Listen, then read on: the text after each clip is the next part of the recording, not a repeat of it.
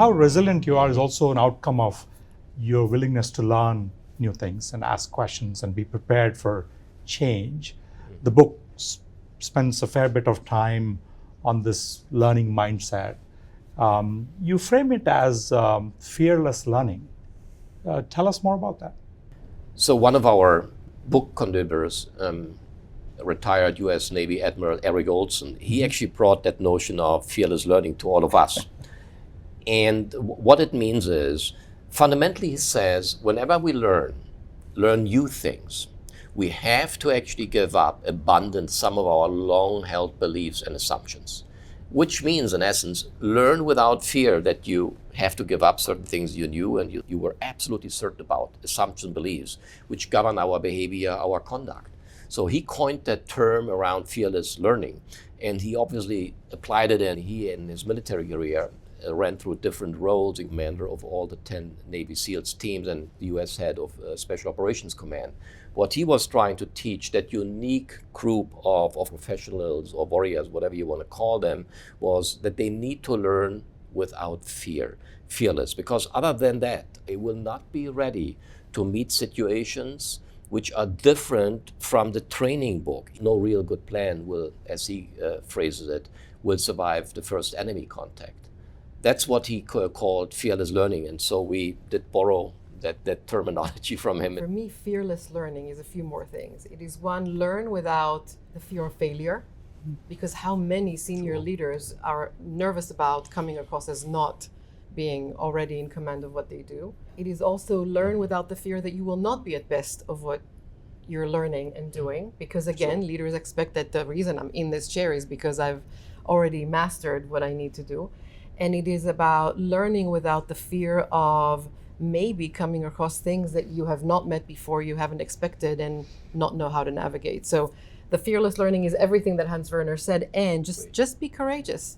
It's okay, because you will also learn from failing. That's part of the process. I actually wanted to go back to the teachings of Mahatma Gandhi, who actually talks about live every day like it's your last, and learn every day like you live forever. That has definitely been a learning that stood with me. In fact, many people, including myself, joined McKinsey to learn. It's one of the best places to learn, not just from all the formal work that we do, but also the informal feedback and coaching and mentoring that we give each other. In a world that is changing so fast, you cannot be a successful leader if you're not learning all the time. And all the CEOs who come to the Bauer Forum or the leaders that we work with, one of the unique characteristics I find is just the learning orientation that they bring so that they can improve and continuously be a better self in what they do and how they live. Learning is super important. It's almost one of the most important elements, I think, of the growing leader. And I would say learning in a couple different forms. One is being open to the idea that you're still evolving and not being defensive about the fact that you can still learn. Even the very best leaders, I think, have a mindset that they're still growing and learning. It's a little bit like a continuous improvement concept. You never get there, it's asymptotic. And I think if you don't have that mindset, you will underfulfill your full potential. So I think part of it's about continuous improvement. I think there's another piece about it that is around creating the conditions for you to learn. And that sometimes means taking steps back, having forums, having peer challenge. And the book talks a lot about the learnings from such forums that we've been humbled to be part of.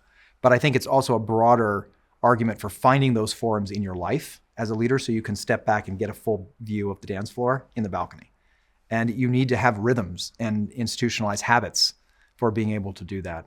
And I think the book speaks to many concrete ideas of how to do that. I think learning is also important because it requires accepting that things that are strengths of yours often have shadows of strengths. They have implications that are maybe problematic or negative that you need to work on and acknowledge and own. There's never a perfect balance, but I think becoming aware and broadening the aperture of understanding is important. That's another part of learning. The book talks a lot about skills and techniques for being open to those. Lastly, learning is partly about separating yourself from the role you play. I don't mean that you divorce yourself from the role as if it's not emotionally important to you. Sometimes what's useful for people to learn is to realize that some of the pressures you feel in a role you're in, they're not personal to you. When somebody's complaining and they're coming to you, or a bunch of people are having challenges and they come to you, but you're the senior most person, it's difficult sometimes to absorb, not amplify, as Teddy Roosevelt once said. And how do you actually keep in the game and take a deep breath and be constructive and helpful in the situation? And some of what I've noticed from leaders, or I've been taught from leaders and CEOs over time, is that depersonalizing helps. It helps us to learn. It says, this is the role. I know in the role I need to play this for the help of the organization. And I don't think about it as attacking me. And I think some of that is also, that is another mindset that the book talks about for learning that can help leaders grow.